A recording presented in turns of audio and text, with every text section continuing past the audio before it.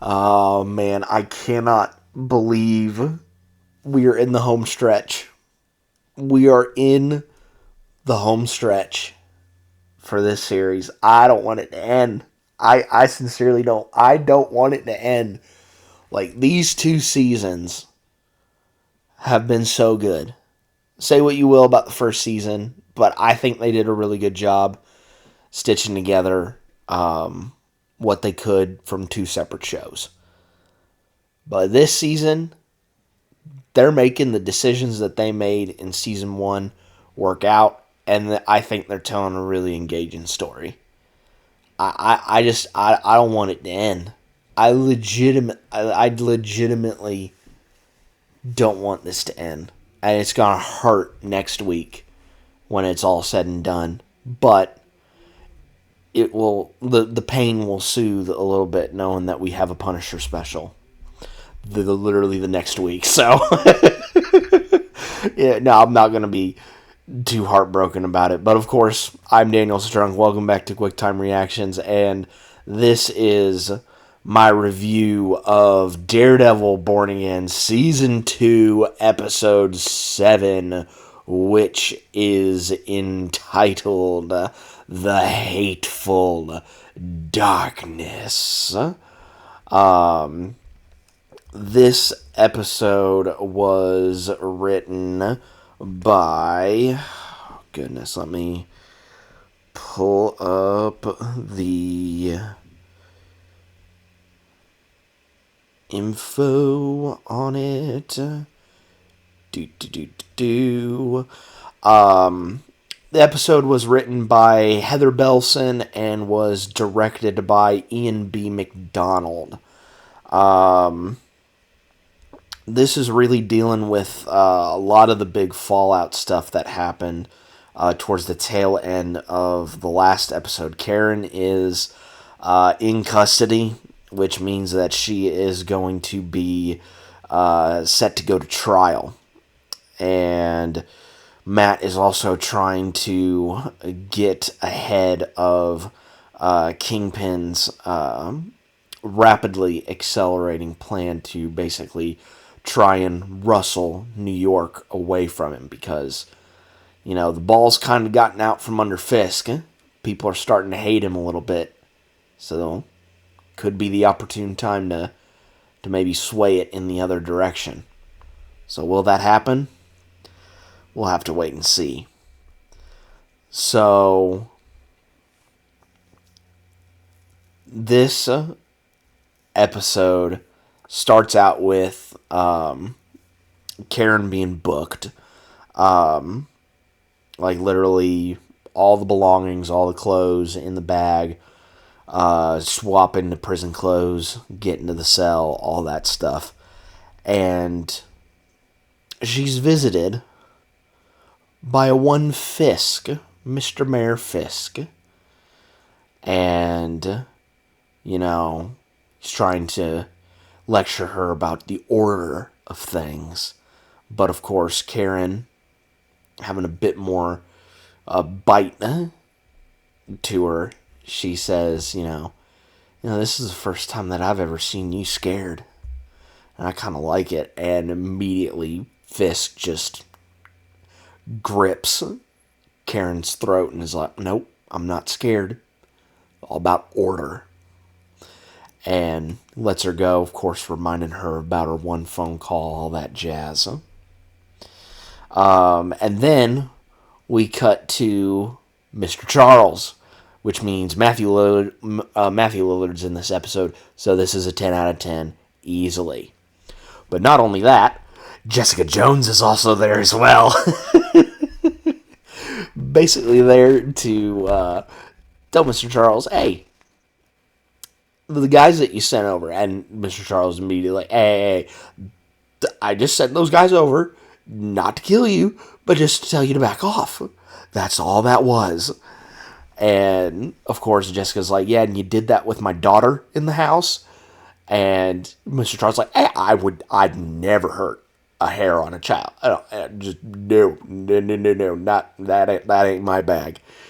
And, of course, Jessica's like, so, if you're ever going to do that to me and my kid, you best well know that I'm going to put you 6 feet under. And, of course, Mr. Charles bites back, well, I don't know if you're going to be able to do that now because, little birdie's told me that your powers aren't necessarily the best right now. And lest we forget that I am the only person to put you in contact with Luke. Yep. They dropped the man's name. They dropped at least the first part of it. They name dropped Luke Cage. And considering some of the set photos that have come out in regards for season 3, yeah, we are 100% going to be seeing Luke Cage at some point in the future. When? I don't know exactly when. But nonetheless, I am very excited about that. And so, and plus, Mr. Charles isn't even working with Fisk now.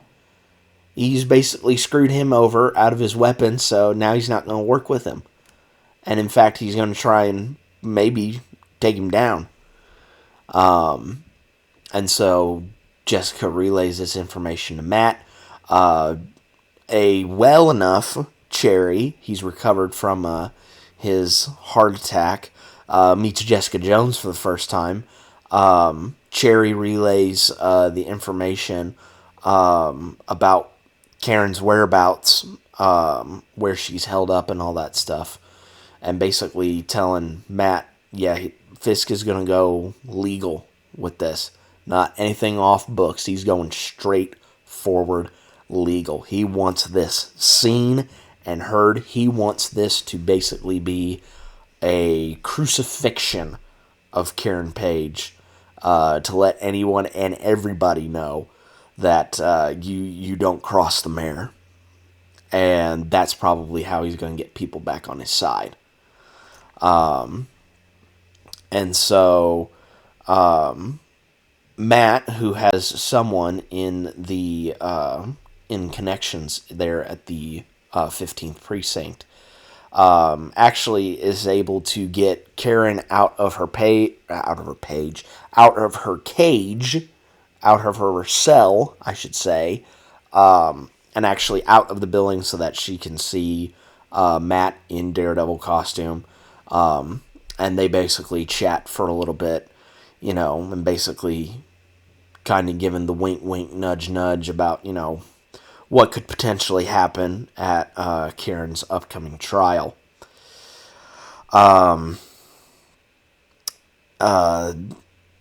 Attorney Hulkberg is meeting with the mayor, and, Hulkberg is running down all these charges against Karen Page, and Fisk is like, charge her for every single one of them. And Hulkberg, being the kiss-ass that he is, he's like, okay. And then Dr. Glenn, Heather Glenn, walks in and, asks Fisk, how he's been. And, Fisk says, I always thought that love would be a prison. I just didn't think that, you could go into it alone. And then he pulls out the other red earring that, because you remember in episode 6, Heather took one of those earrings. And so Fisk is just, subtly telling her, like, hey, I know what you're doing. I know what you're doing.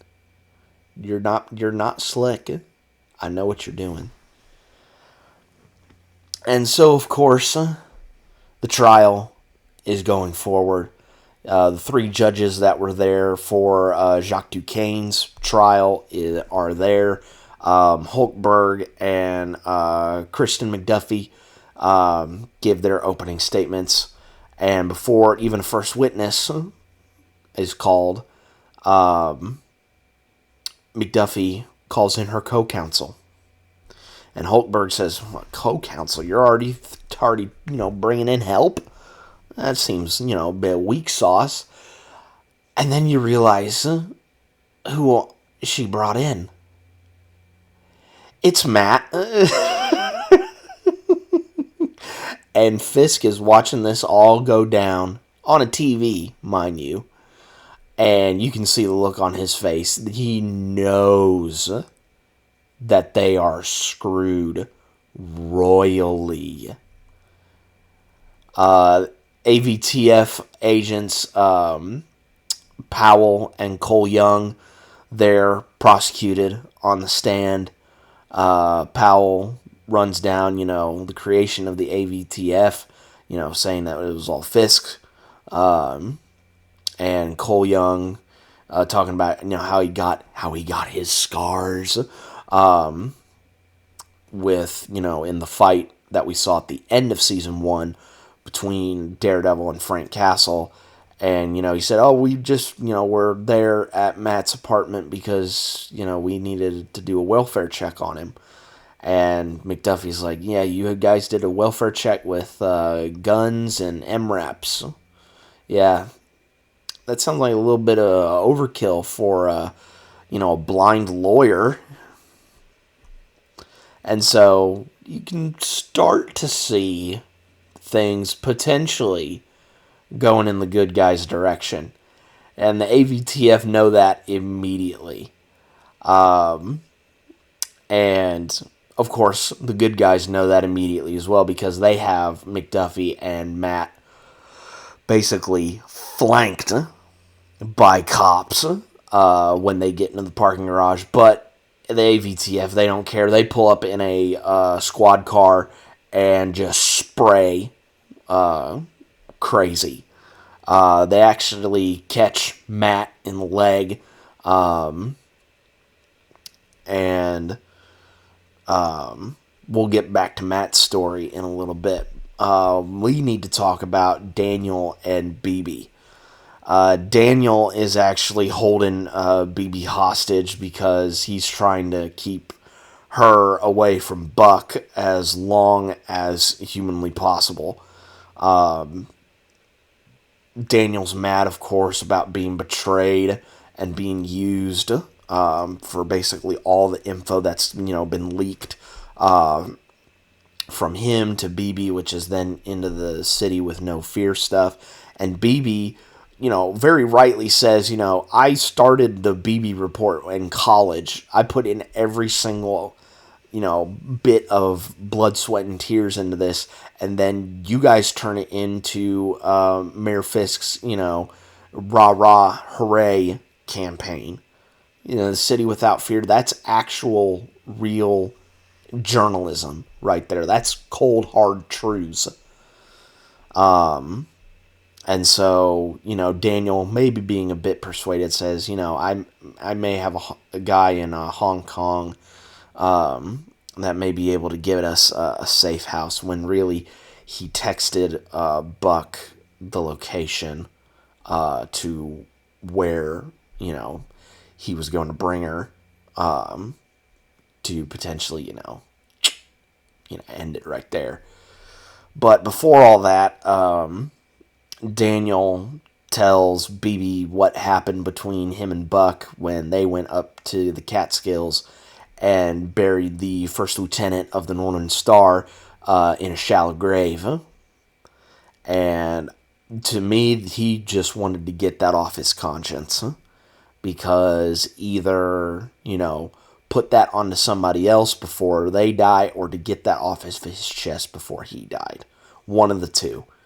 Because he goes and he's dragging BB to the building, and BB's begging and pleading with Daniel not to bring her into that building. And Daniel relents, just saying, go anywhere that Buck won't find you at. Don't go home. Don't go to any of your local spots. Go somewhere where he won't find you. And I will take care of this. And what he means by take care of this is he's going to get the absolute shit kicked out of him for a good long while, and then he gets shot. But not before giving Buck some parting words, being like, well, when is it going to be your turn? When is it going to be your turn to get the shit kicked out of you, thrown onto the floor, and have a gun pointed at your head? When is that going to happen? And you can see Buck because he takes a little while to shoot, but he also takes a while to leave before doing so. Of course, Karen is back in her cell, and of course, Heather Glenn comes in to do her psychoanalysis, her BS psychoanalysis that she did with Jacques Duquesne earlier in the season. And this is where Karen and Heather needle at each other. First, Karen does it, describing, what it's like to be, in a relationship with a man that you don't know, seemingly changes. You look at him and he's different. You don't know what he's thinking. And then Heather pulls out, the cards of, at least I'm not the person that, killed her brother, when they were younger. And, of course, Karen needles back, well, you're probably thinking those things because you don't understand me and Matt's relationship. Because, we may be, messed up in our own individual ways, but, we pair nicely together. And that's something that drives you crazy. And, of course, Heather comes back with, how did it feel to kill Wesley? How did it feel to, kill so-and-so? Like, all these people in your life. Then you just somehow just get ratcheted up just a little bit more. Matt, Poindexter. I don't think she said Poindexter. But she did mention Frank. And that's where Heather hit a nerve with Karen. And then Karen goes into the spiel about, her and Matt being so well connected. And again, I love what they are doing with Heather in this instance where, every single time there's something's really getting to her, or that, she's getting a little too, I don't want to say high strung, but she's just starting to switch into another gear. As, as the wrestling fan in me, she's listening to the voices in her head, Randy Orton reference. You see Muse in the viewing window, just ever so subtly in the background, which I really, really like. And Heather's actually the one, well, because Karen is cuffed to the table, so she couldn't. But Heather gets in a couple good smacks on Karen, and Karen's just laughing at her face. And, Heather is, saying, don't pity me. And Karen's like, yeah, I wasn't. And, yeah, that was really, really tense and really, really awesome between those two. So shout out to Deborah-Ann-Woll, who is, of course, amazing as Karen, but also Margarita Levieva. I probably butchered that horribly. I apologize. As Heather, because they did a really, really good job. And of course, we also see Matt limping into the church. And of course, giving his prayers and stuff. And then we see a pair of boots walk into the church and walk forward. Now, I'm not spoiling anything when I say this, but there is a shot, and they even show this in the first trailer way back when. So this is not a spoiler. But it is clear that Jessica Jones is coming back for the final episode. That's 100% sure. Though those were her boots, for sure. Oh, I didn't even mention this. Poindexter. He's got a little bit of something going on in this. Because, Matt decides to let him go. And, he says, part of me wants to kill you for what happened in Foggy, because I'm never going to forgive you for what you did to Foggy. On the other half of me wants to forgive you. And you say, you want to balance the scales? Well, I got something that you might be able to do. And we go to the governor's office. And she calls the AG, say, think it's time we start moving forward with the suspension stuff. They're going to basically suspend the Red Hook Freeport. But later on that night, as things are starting to kind of roll along and we're moving in that direction, someone in a mask goes in and tries to, strangle and most likely kill the governor. But that's stopped by who? Poindexter. So he ended up saving the governor's life, which means that they can move forward with the suspension of Red Hook, which means that Fisk's empire will be slowly crumbling before his very eyes. So I cannot wait I am waiting with bated breath for next week's episode. Next week's episode is going to be so good. I have a feeling there's going to be a lot of big stuff that's going to happen in that last episode.